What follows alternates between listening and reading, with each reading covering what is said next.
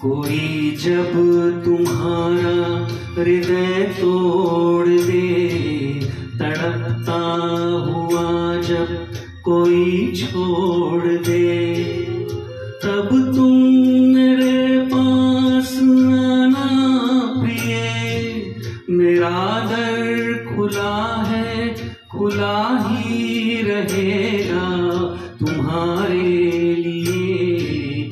कोई जब तुम्हारा हृदय तोड़ दे, तड़पता हुआ जब कोई छोड़ दे।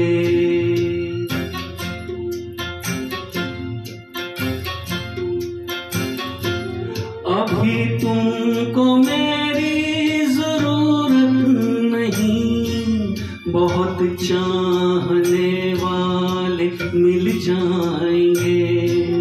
अभी रूप का एक सागर हो तुम, कमल जितने चाहोगी खिल जाएंगे।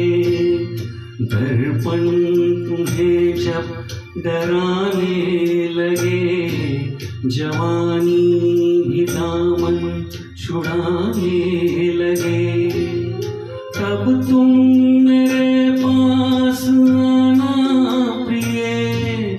मेरा सर झुका है, झुका ही रहेगा तुम्हारे लिए। कोई जब तुम्हारा हृदय तोड़ दे, तड़पता हुआ जब कोई छोड़ दे।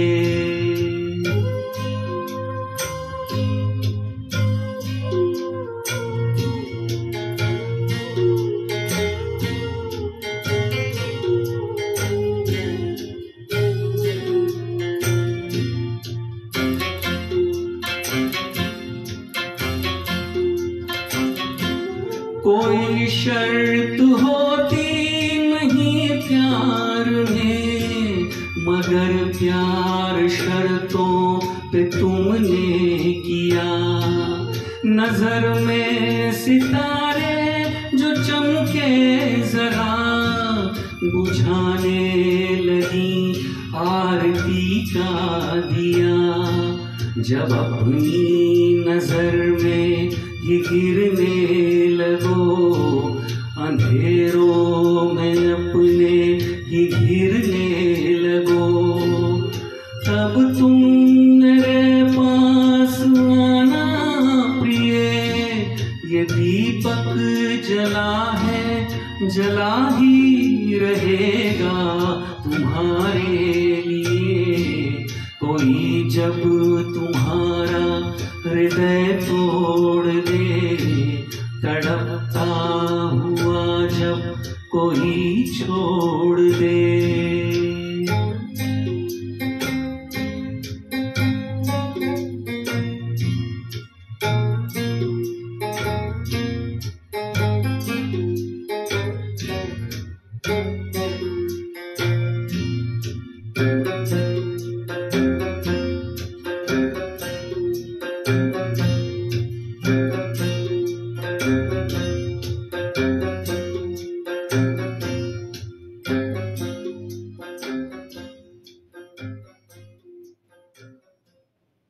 Thank you.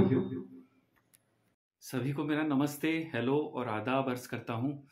आज का मेरा जो आपने गाना सुना मुकेश जी का, वो बहुत ही खूबसूरत गाना था, कोई जब तुम्हारा हृदय तोड़ दे। ये 1970 में एक फिल्म आई थी पूरब और पश्चिम, उस फिल्म से मैंने लिया था ये गाना। और इस गाने के जो बोल थे वो इंदिवर जी ने लिखे थे, और इसका संगीत जो है वो कल्याण जी आनंद जी ने दिया था। और आपको पता ही होगा कि ये फिल्म मनोज कुमार जी ने खुद बनाई थी। इसमें मनोज कुमार जी जो मेन एक्टर थे, उनके अलावा सायरा बानो थी उनको उनके साथ पेयरिंग में। और इसकी जो कहानी है, फिल्म की कहानी और डायरेक्शन सारा मनोज कुमार जी का ही था। और फिल्म बहुत कामयाब हुई थी, बहुत ही हिट हो गई थी, न सिर्फ हिंदुस्तान में बल्कि विदेशों में भी, खास करके यूके में भी ये बहुत सुपर हिट हो गई थी फिल्म विदेशों में। और ये गाना जो था, जो मैंने सिलेक्ट किया, मुझे बहुत पसंद है, बहुत ही खूबसूरत गाना था। मुकेश जी ने बहुत ही दिल से गाया है। और इसकी तर्ज जो है कल्याण जी आनंद जी ने बहुत ही खूबसूरत बनाई थी। आप यकीन मानिए, ये सुनने में बहुत खूबसूरत है, और इसका जो म्यूज़िक है वो ज़्यादा ऑर्केस्ट्रेशन उसमें नहीं है, आपको पता ही है।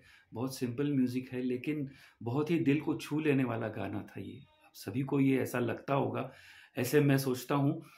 तो अगर आपको ये गाना पसंद आए तो प्लीज़ लाइक कीजिएगा और इसको शेयर कीजिए अपने दोस्तों के साथ, और जिन्होंने सब्सक्राइब नहीं किया होगा वो ज़रूर सब्सक्राइब करें।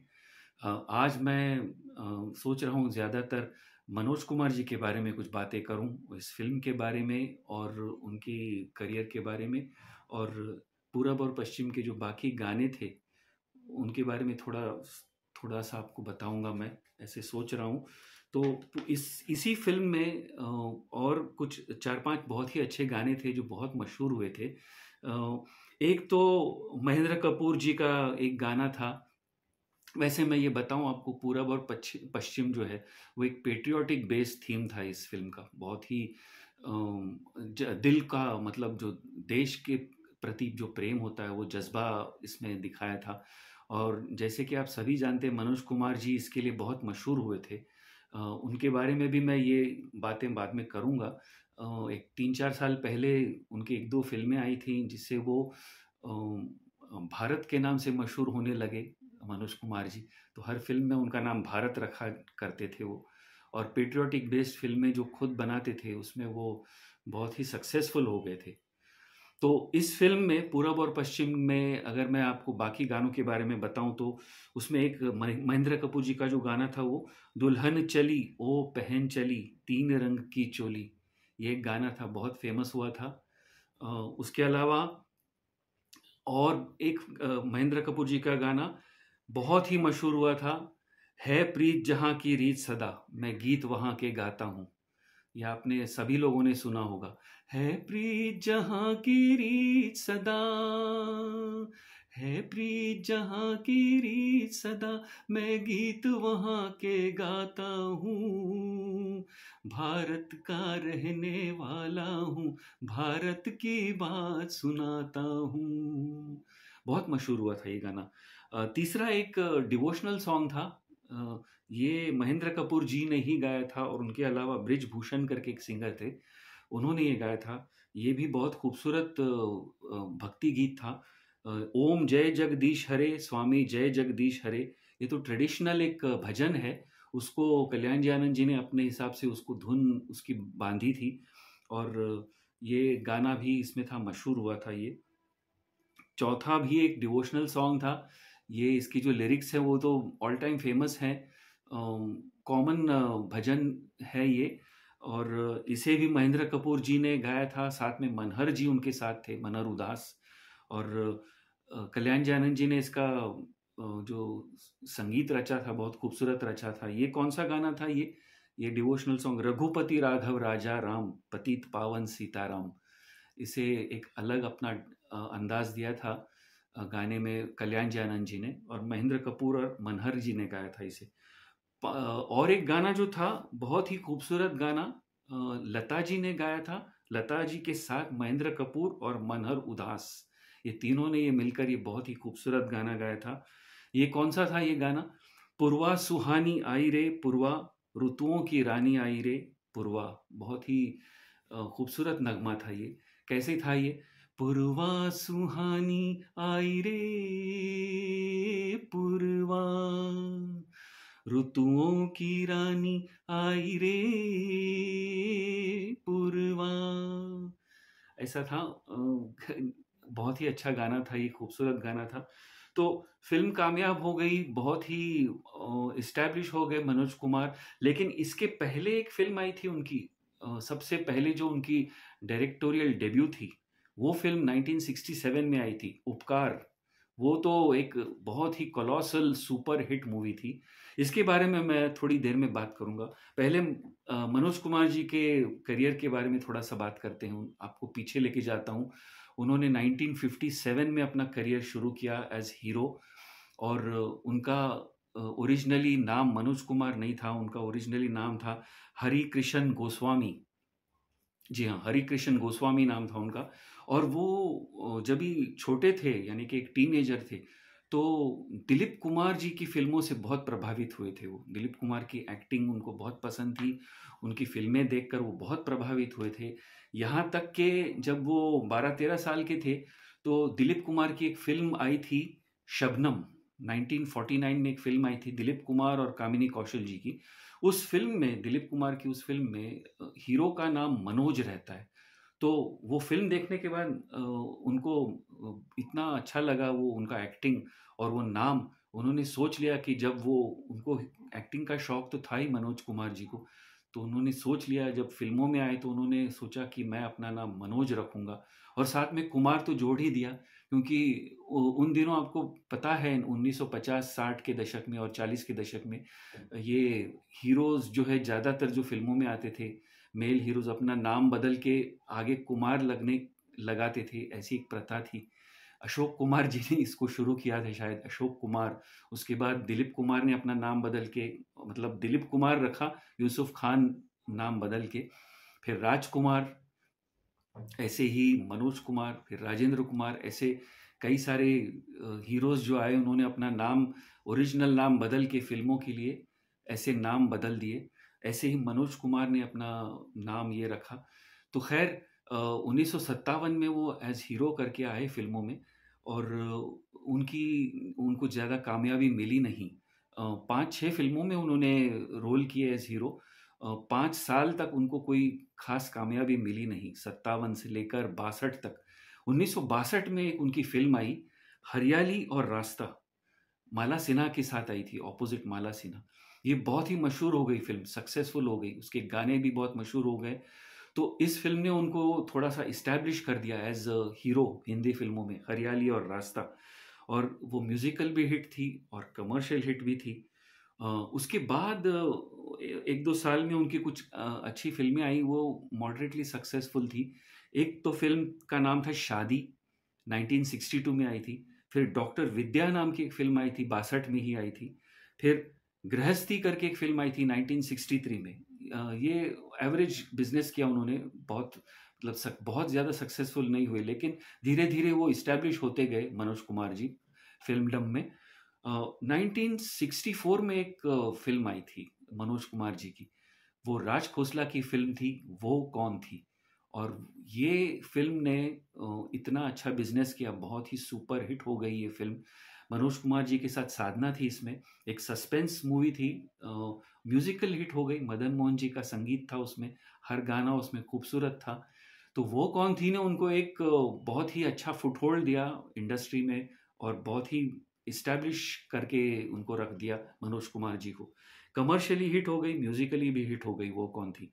फिर 1965 में उनकी 3-4 बहुत ही अच्छी फ़िल्में आईं, जहाँ से उन्होंने एक स्टारडम उनको मिल गया कह सकते हैं 1965 में।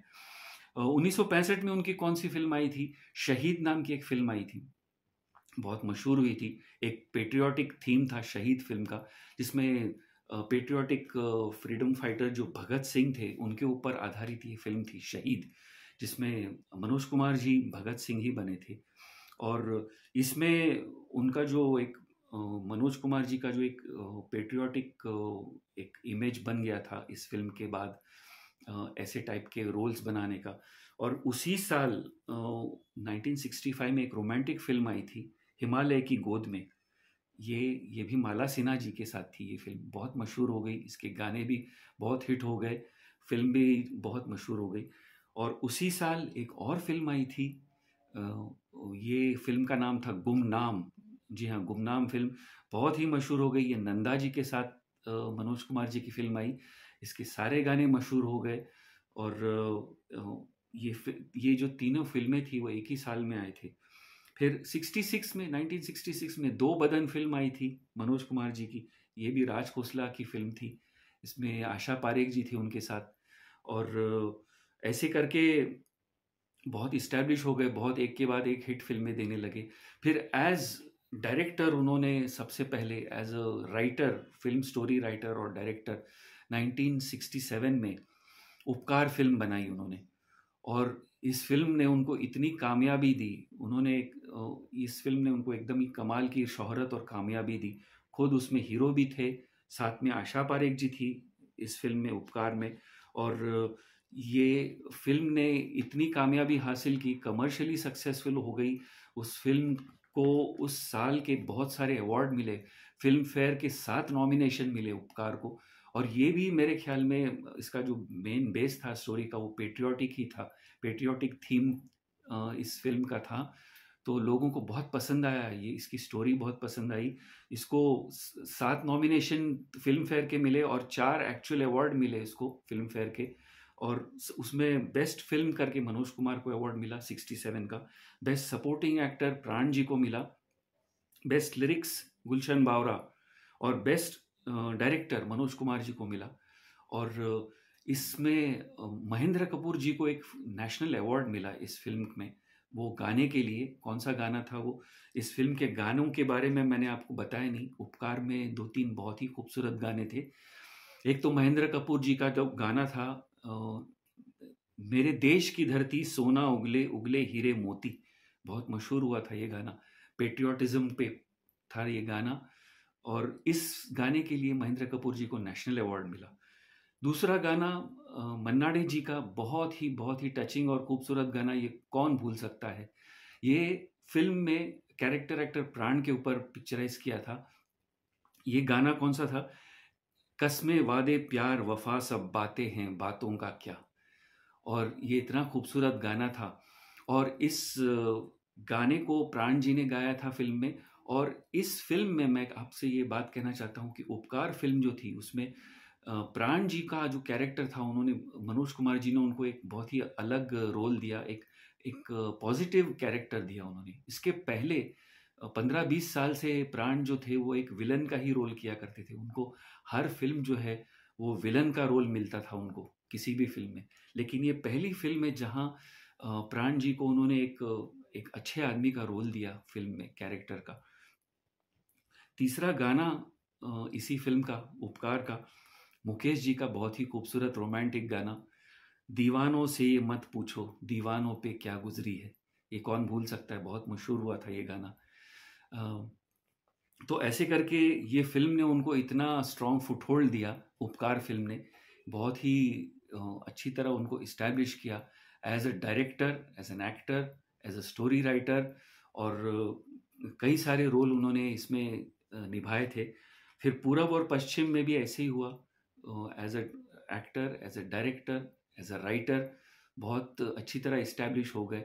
और ये जो नाम उनको, जो एक मॉनिकर बोलते हैं एक इंग्लिश में, भारत नाम उनका पड़ गया। ये शहीद और उपकार के बाद उनको ये नाम पड़ गया भारत। और उनका एक इमेज बन गया ये पेट्रियोटिक मूवीज़ बनाने वाले, ऐसे करके। फिर उसके बाद पूरब और पश्चिम के बाद तो उनकी कुछ और फिल्में आई थी। रोटी कपड़ा और मकान 1974 में आई थी, बहुत वो भी हिट हो गई थी। वो सोशल बेस्ड थीम था उसका, मल्टी स्टार कास्ट थी रोटी कपड़ा और मकान। इसमें काफ़ी सारे एक्टर्स लिए थे मल्टी स्टार का। शशि कपूर जी थे, अमिताभ बच्चन जी थे, जीनत अमान थी, मौसमी चैटर्जी थी। तो ये भी बहुत ही सुपर हिट हो गई थी ये फिल्म उनकी। उसके बाद उन्होंने जो फिल्म बनाई, एक 1981 में एक फिल्म आई थी क्रांति, बहुत ही हिट हो गई थी ये भी फिल्म। ये भी हिस्टोरिकल ड्रामा था एक, क्रांति फिल्म 1981 में। इसमें मेन एक्टर उन्होंने दिलीप कुमार जी को लिया था, खुद भी थे उसमें मनोज कुमार जी। उनके अलावा उसमें शशि कपूर जी थे, शत्रुघ्न सिन्हा जी थे, हेमा मालिनी जी थी, परवीन बाबी जी थी। और फिल्म भी बहुत कामयाब हुई थी। और 1981 के बाद धीरे धीरे उनका जो करियर जो है वो थोड़ा डिक्लाइन में ही गया। उसके बाद कुछ खास उन्होंने कोई अच्छी फिल्में दी नहीं एज प्रोड्यूसर, डायरेक्टर या एक्टर। उनका करियर थोड़ा डिक्लाइन में गया। लेकिन 1960 और 70 का दशक जो है वो मनोज कुमार जी के लिए बहुत ही कामयाब रहा। ओरिजिनली एज हीरो करके दूसरों की फिल्मों में काम करते थे, और बाद में खुद की फिल्में बनाई और अपनी एक अलग पहचान बनाई उन्होंने। तो ये था मनोज कुमार जी का पूरा करियर आपके सामने मैंने रख दिया। ब्रीफ में नहीं रखा, काफ़ी समय लिया आपका, इसके लिए माफ़ी चाहता हूँ मैं उम्मीद करता हूँ कि मैं अगले हफ्ते ऐसे ही एक अच्छा गाना लेकर आऊँगा और आप मेरी ये जो बातें हैं, जो किरदारों के बारे में, जो गानों को लेकर जो जिन किरदारों के बारे में बात करता हूँ, मैं उम्मीद करता हूँ आपको अच्छा लगता होगा और आप सुनते होंगे।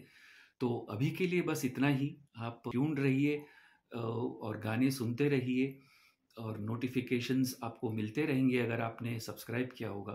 अभी के लिए थैंक यू, धन्यवाद, शुक्रिया।